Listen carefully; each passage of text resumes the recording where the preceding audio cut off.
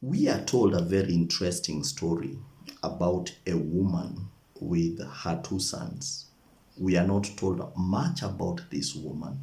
The storyteller does not waste time telling us about her upbringing. We are not told nothing about her background.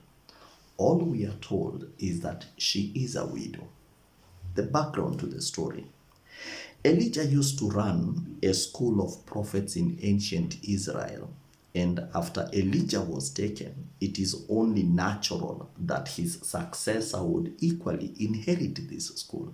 So that makes Elisha a principal to a school of prophets. Back then, when an individual had understudies, they were referred to as your sons. So that makes Elijah to be a father to 450 students called the sons of the prophet. That is the backdrop upon which the storyteller paints this story. And we are introduced to a conversation that happens between this woman and Elisha. And this is how the conversation goes. My Lord, you know my husband, your servant, was a good man, righteous, who feared the Lord. That notwithstanding, your servant left my sons and I in a pool of debt, and the creditors have threatened to come tomorrow and pick my two sons to be their slaves. To which Elisha would ask, woman, what do you want with me? Elisha would get an idea and ask, what do you have in your house? To which the woman embarrassingly says, we have nothing except a small cruse of oil. Elisha would instruct this woman, go to all your neighbors, ask as many vessels as you can, and then when you have gathered all these vessels, you and your two sons shut the door behind you, and then take from the cruse of oil, and then pour it into all the vessels. The woman does just that, and she experiences one of the most remarkable miracles ever narrated in the ancient text, because the cruse of oil does not stop until when now the woman asks one of her sons, hey, quick, get me another vessel. To which the son replies, we have no more vessels left. The oil hears that, and the oil stops. The woman goes back to Elisha and says, my Lord, it happened just as you had instructed. To which Elisha further instructs this woman, now go and sell, pay off your debts. What is left, you and your sons will live off. What can we extract from this ancient text that you and I can employ in our individual wealth journeys? 1. You realize how in this story we are not told the name of the woman, we are not told the name of the husband, we are not even told the name of her neighbors, the name of her sons, not even her creditors. The only name we are told is the name of Elisha. Life has no place for obscurity. In this year, purpose not to be obscure. In this year, purpose to be a man or a woman that cannot be assumed. One of the ways that you cannot be assumed in life is to purpose this year to find an area that you can be of utility. I believe most of us think that we are in an egalitarian society, but in this society, if you are not useful, you become obscure. And that is why the storyteller does not waste much time telling us about this woman. We are not told about her background. Why? Because in that community, in that society, the woman, her husband did not have any usefulness. So in this year, in your area of work, in your area of vocation, in your area of career, in your area of expertise, purpose to be a person of utility. Purpose to be a person that people can look up to. Purpose to be a reliable person that people can come to when they have problems. That is why the only person in this entire story whose name is called is Elisha. This year, I want you to remember there is no room for obscurity. The other lesson, it is quite interesting how this woman does not have relationship with Elisha. It is actually the husband who has relationship with Elisha. Is it safe to assume that the man died out of being in debt? This year, purpose, that can you locate people within your circles, people within your spheres of influence that you can entrust with your situations, people that you can entrust with your circumstances. In this year, purpose not to die alone with the weight of your problems. Does it not interest you that the same way Elisha instructed this woman, Elisha could have instructed similarly the husband, because it is the husband that had relationship with Elisha. This year, purpose not to die in your problems.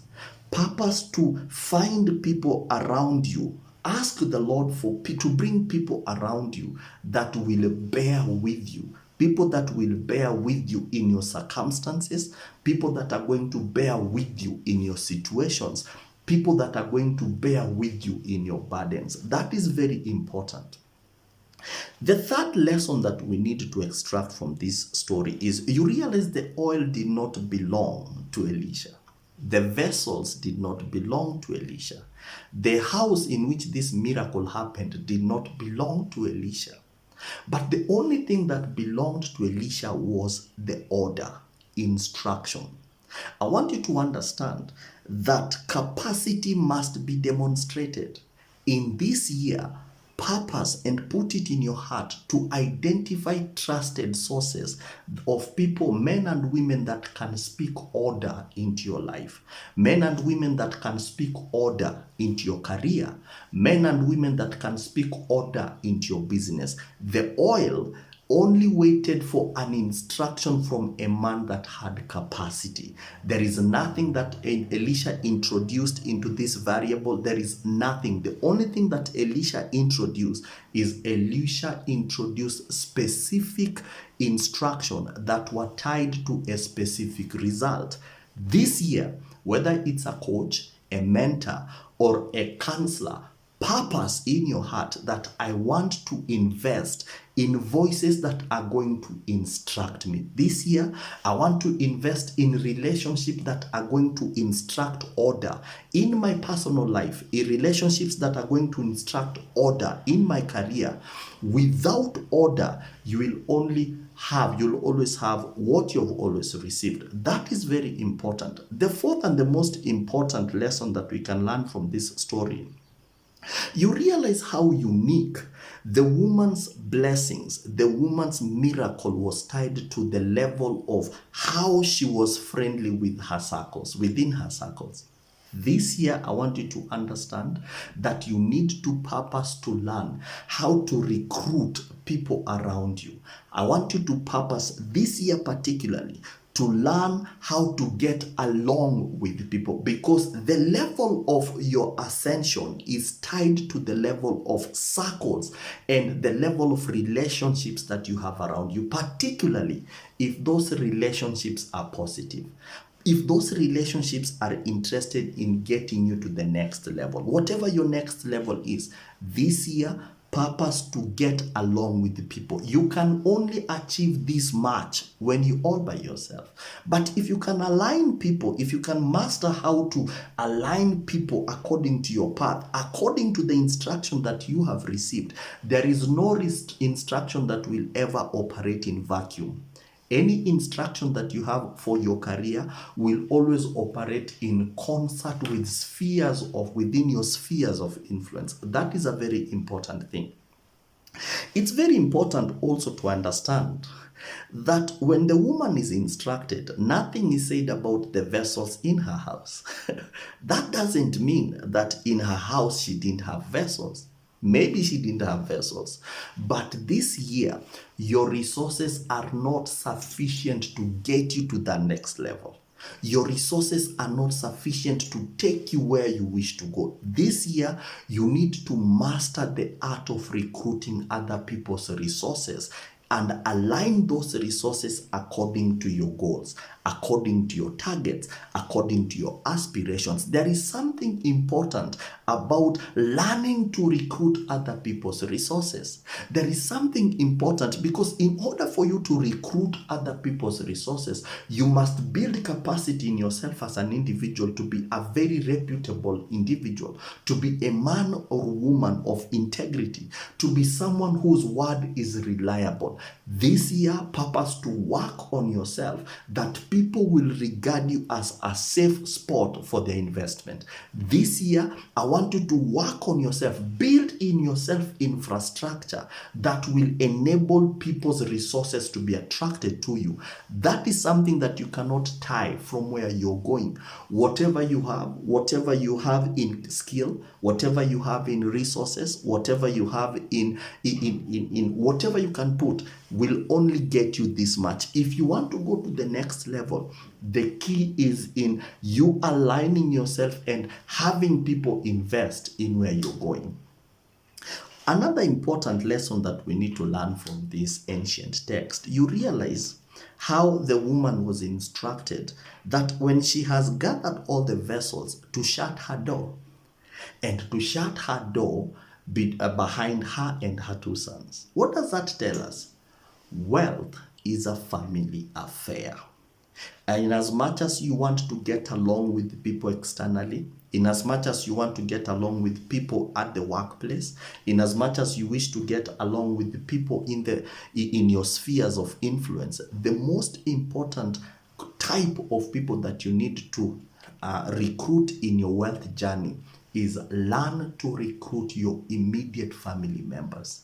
Learn to recruit your spouse if you're married. Learn to recruit your boyfriend, your girlfriend, particularly if you feel that we are of the same mind. This year, learn to recruit your children in what you're doing. This year, learn to recruit your siblings in what you're doing, because wealth and meaningful wealth has always been a family affair. This year, purpose that. The last important lesson that we are going to extract from this text is at the tail end of the miracle. The woman asks one of her sons, "Hurry, get me another vessel." To which the son replies and says, "We have no more vessel left." To which the oil hears that and the oil stops. There is something important that is tied to the capacity you build in the next generation.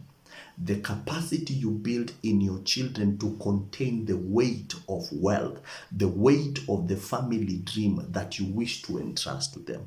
There is something interesting about building capacity and infrastructure, both in performance and operation, that is tied to the next generation. This year, purpose to build capacity in your kids to succeed what you're doing. Build capacity in your kids to succeed the dreams that you have, the ambitions that you have. This year, purpose to build that infrastructure, because if you're not careful, we will always end up as what we have always watched all around us. Wealth in Africa, for some strange reason, has failed to go to the next generation. Why? Because we have never built capacity in the next generation. I've never built capacity in my children so as to see the roles they can play in where I'm going, in where we are going as a family, in where we are going as their parents. It is very important for us to build that infrastructure. This year, with those 7 lessons, we can actually put ourselves and build ourselves capacities that will ensure that we meet and realize our wealth goal. Remember, there is no room for obscurity in life. That is lesson 1. Lesson 2, find for yourself trusted voices, people that will speak order into your life, order into your career. Lesson 3, this year, purpose to get along with the people. Purpose to get along with people at the office. Purpose to get along with the people wherever you live, in your neighborhoods. Purpose to get along with people. Number 4, this year, learn how to recruit other people's resources and align them according to where you're going. That one will inversely place in your demand that can you build in yourself capacity that people will trust you? Can you build in yourself capacity that you come across as a reliable person? Can you build in yourself capacity that will enable you to come across as the most attractive person that people would want to do business with? This year, purpose to recruit other people's resources. The other important lessons that we need to learn is this year, don't die in your situations. Don't die in your possibilities. Don't die this year. Learn to talk to people. If you can trust these people around you, anyone around you that you can trust, learn to share your burden with them. Learn to share your ambition with people. This year, learn that you can talk to people around you. The other important lesson that we need to learn is that this year, purpose to recruit your immediate family members in where you're going. That is very important, and the most important aspect of all is build capacity in the next generation that they are going to contain the weight of the wealth, the weight of the assignment that you're going to entrust to them. My name is Ogwan. Happy New Year. And this year, purpose to endeavor, purpose to place a burden on yourself. My name is Ogwan, and I will see you in the next one. Until then, take care. God bless. And bye-bye.